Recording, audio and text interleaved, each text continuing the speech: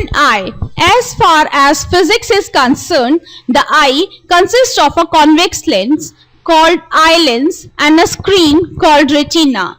The eye lens forms the real image of the objects on the retina of the eye, and we are able to see the objects. Object. In first, the ray of light coming from distant object are parallel to one another when they reach to the eye. In the second rays, the ray of light coming from a nearby object are diverging or spreading out when they reach the eye. How do we see colors? The rod-shaped cells of our retina respond to the intensity of light. The cone-shaped cells of our retina respond to colors. A normal eye can see the distinct objects as well as the nearby objects clearly due to its power of accommodation. The rays of light coming from a distant object at infinity are parallel to one another when they reach the eye. The rays of light coming from a nearby object are diverging or spreading out when they reach the eye. Accommodation. An eye can focus the images of the distant objects as well as the nearby objects on its retina by changing the focal length or converging power of its lens. The ability of an eye to focus the distant objects as well as the nearby objects on the retina by changing the focal length or converging power of its lens is called accommodation. A normal eye has a power of accommodation which enables objects as far as infinity and as close as 25 cm to be focused on the retina. Range of vision of a normal human eye. The farthest point from the eye at which an object can be seen clearly is known as the far point of the eye. The nearest point up to which the eye can see an object clearly without any stain is called the near point of the eye. The near point of a normal human eye is at a distance of 25 centimeters from the eye. The minimum distance at which an object must be placed so that a normal eye may see it clearly without any stain is called the least distance of distinct vision. And myopia. As you can see the structure of human eye, the main parts of the human eye are cornea, C, iris, I, pupil, P, ciliary muscles, M, convex lens, that is also called eye lens, retina, R, and optic nerve, N. The eyeball is approximately spherical in shape, having diameter of about 2.3 centimeter. Now we talk about myopia, which is short-sightedness or nearsightedness. It is that defect of vision due to which a person cannot see the distant objects clearly. The far point of an eye suffering from myopia is less than infinity. Myopia is corrected by using spectacles containing concave lenses. When a concave lens L of suitable power is placed in front of the myopic eye, then the parallel rays of light coming from the distant object are first diverged by the concave lens. Due to this, the concave lens forms a virtual image of the distant object at the far point F of this myopic eye. Since the rays of light now appear to be coming from the eye's far point F, they can easily focus by the eye lens to form an image on the retina.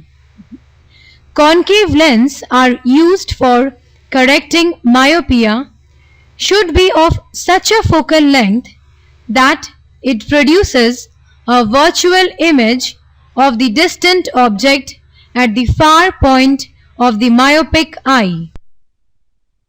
Myopia. Short-sightedness or nearsightedness. Myopia or short-sightedness is that defect of vision due to which a person cannot see the distant objects clearly, though he can see the nearby objects clearly. The far point of an eye suffering from myopia is less than infinity. The defect of eye called myopia or short-sightedness is caused due to high converging power of eye lens because of its short focal length or due to eyeball being too long. Arrangement for observing scattering of light in colloidal solution. Place a strong source S of light at the focus of a converging lens L. This lens provides a parallel beam of light. Allow the light beam to pass through a transparent glass tank T containing clear water. Allow the beam of light to pass through a circular hole C made in a cardboard. Obtain a sharp image of the circular hole on a screen MN using a second converging lens L2 as shown in animation. Dissolve about 200 gram of sodium thiosulfate, that is hypo, in about 2 liter of clean water taken in the tank. Add about 1 to 2 ml of concentrated sulfuric acid to the water. What do you observe? You will find fine microscopic sulfur particles precipitation in about 2 to 3 minutes. As the sulfur particles begin to form, you can observe the blue light from the 3 sides of the glass tank. This is due to scattering of short wavelengths by minute colloidal sulfur particles. Observe the color of the transmitted light from the 4th side of the glass tank facing the circular hole. It is interesting to observe at first the orange-red color and then bright crimson-red color on the screen. Hypermetropia. A person having the defect hypermetropia cannot read a book clearly and comfortably, though he can read the number of a distant bus clearly. This person is having the eye defect called hypermetropia, that is long-sightedness. He cannot read a book clearly by holding it at the normal distance of 25 centimeter. He has to hold the book at a much larger distance to be able to read it. Hypermetropia, that is long-sightedness or far-sightedness.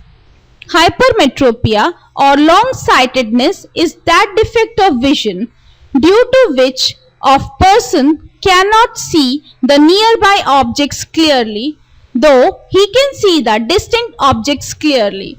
The near point of a hypermetropia eye is more than 25 centimeters away. Hypermetropia is just the opposite of myopia. The defect of eye called hypermetropia or long-sightedness is caused due to low converging power of eye lens because of its large focal length or due to eyeball being too short.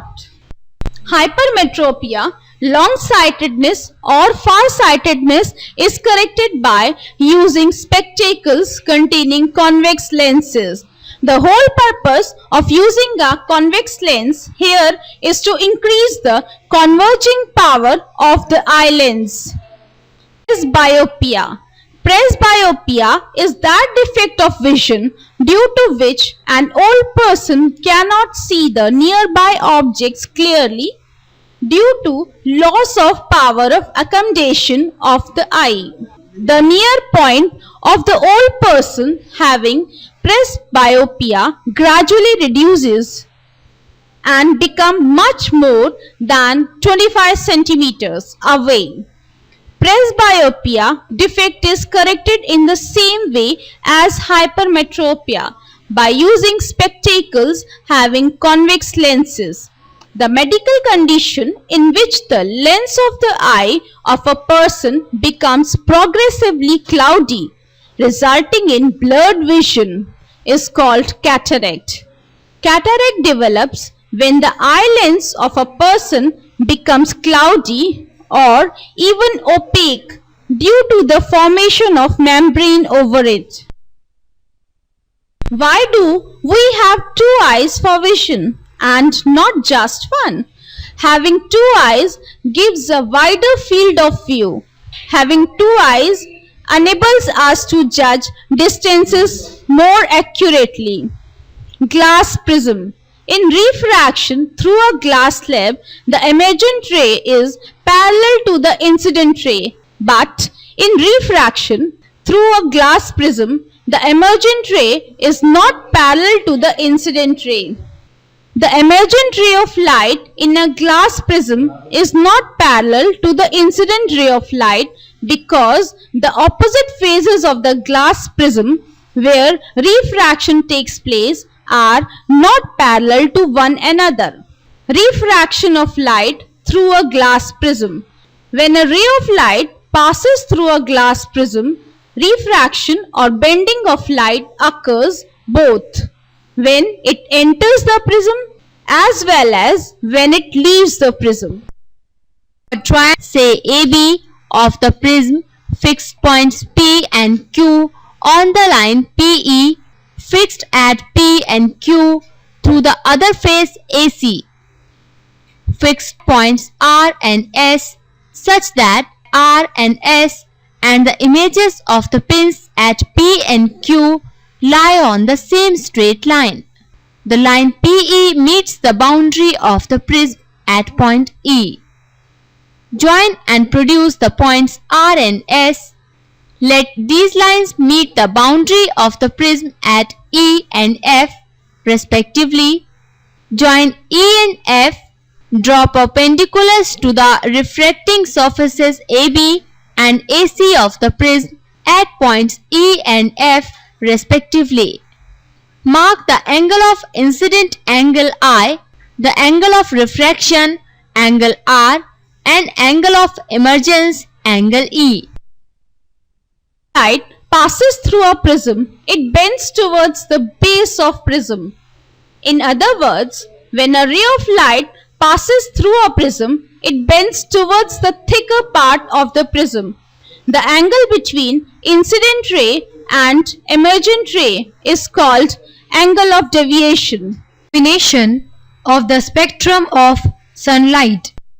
A triangular glass prism is placed on its base and another similar prism is placed along it in the inverted position on its vertex so that its refracting surface is in the opposite direction.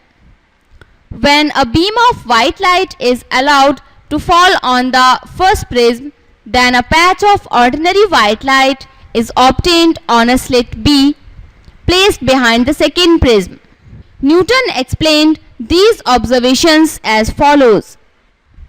The first class prism disperses or splits the white light into 7 colored rays, and second class prism receives all the 7 colored rays from the first prism and recombines them into original white beam of light which falls on the slit B.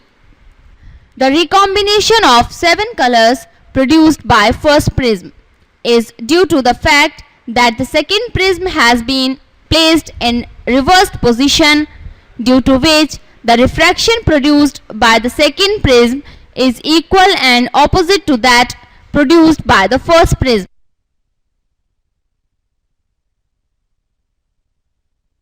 Dispersion of light. The band of 7 colors formed on a white screen when a beam of white light is passed through a glass prism is called spectrum of white light. The splitting up of white light into 7 colors on passing through a transparent medium like a glass prism is called dispersion of light. White light is a mixture of 7 colors. The dispersion of white light occurs because the angle of refraction or angle of bending of lights of different colors is different when passing through the glass prism. The red color is deviated least. Violet color is deviated the maximum. The rainbow. The rainbow is an arc of 7 colors visible in the sky, which is produced by the dispersion of sun's light by raindrops in the atmosphere. A rainbow is produced by the dispersion of white sunlight by raindrops or water drops in the atmosphere. Each raindrop acts as a tiny glass prism, splitting the sunlight into a spectrum. The formation of 7 colored rainbow in the sky shows that white sunlight consists of a mixture of 7 colored lights. Atmospheric refraction. The refraction of light caused by the Earth atmosphere having air layers of varying optical densities is called atmospheric refraction. Some of the optical phenomena in nature which occur due to the atmospheric refraction of light. Refraction effects at sunrise and sunset. The sun is visible to us about 2 minutes before the actual sunrise and about 2 minutes after the actual sunset because of atmospheric refraction. By actual sunrise, we mean the actual crossing of the horizon by the sun. The actual and horizon by positions of the sun with respect to the horizon. The sunset is about 2 minutes. The apparent flattening of the sun's disk at sunrise and sunset is also due to the same phenomenon. Twinkling of stars. The twinkling of a star is due to the atmospheric refraction of star's light. The continuously changing atmosphere refracts the light from the stars by different amounts from one moment to the next. The starlight reaching our eyes increases and decreases continuously due to atmospheric refraction, and the star appears to twinkle at night. We know that those stars twinkle at night, but planets do not twinkle at all. The continuously changing atmosphere is able to cause variations in the light coming from a point-sized star due to refraction, because of which the star appears to be twinkling. The continuously changing atmosphere is unable to cause variations in the light coming from a big-sized planet due to refraction, because of which the planet does not twinkle at all. The stars seem higher than they actually are. Due to atmospheric refraction, the stars seem to be higher in the sky than they actually are. Seems to be higher in the sky due to atmospheric refraction. If we burn a rocket in the night, it goes in the sky. The rocket, on entering the Earth's atmosphere, undergoes refraction continuously before it reaches the Earth. The atmospheric refraction occurs in a medium of gradually changing refractive index. Since the atmospheric bends light towards the normal, the apparent position of the appears slightly higher than its actual position when viewed near the horizon. Tyndall effect. the scattering of light by particles in its path called Tyndall effect.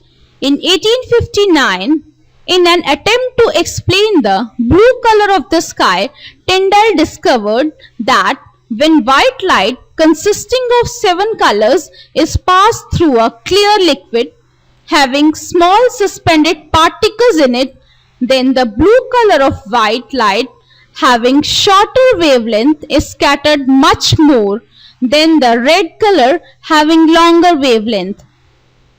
The blue colored light present in white sunlight is scattered much more easily than the red light. The color of scattered light depends on the size of scattering particles. When light coming from the sun strikes the particles present in the atmosphere or air, then what happens to the light depends on its wavelength and the size of the particles it hits. This will become more clear from the following discussion. Dust particles and water droplets suspended in the atmosphere are much larger than the wavelength range of visible light. The air molecules, nitrogen and oxygen gas molecules present in the atmosphere are smaller than the wavelength range of visible light. Why the sky is blue? The scattering of blue component of the white sunlight by air molecules present in the atmosphere causes the blue color of the sky. Why the sun appears red at sunrise and sunset? The sun and the surrounding sky appears red at sunrise and at sunset because at that time most of the blue color present in sunlight has been scattered out and away from our line of sight, leaving behind mainly red color in the direct sunlight beam that reaches our eyes. Sky is blue. The sunlight is made up of 7 colored lights mixed together. When sunlight passes through the atmosphere, most of the longer wavelength lights such as red, orange, yellow, etc. present in it do not get scattered much by the air molecules and hence pass straight through. The shorter wavelength blue light is, however, scattered all around the sky by air molecules in the atmosphere. Whichever direction we look, some of this scattered blue light enters our eyes. The sky looks blue.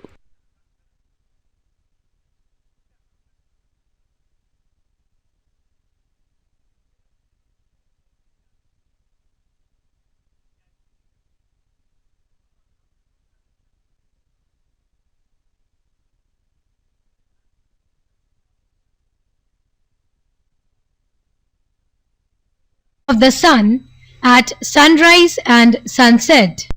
At the time of sunrise and sunset, the sun is near the horizon. The sunlight has to travel the greatest distance through the atmosphere. During this long journey of sunlight, most of the shorter wavelength blue color present in it is scattered out and away from our line of sight. So, rising sun or setting sun consists mainly of longer wavelength red color, due to which the sun appears red. When the sun is overhead, as at noon, the light has to travel a relatively shorter distance through the atmosphere.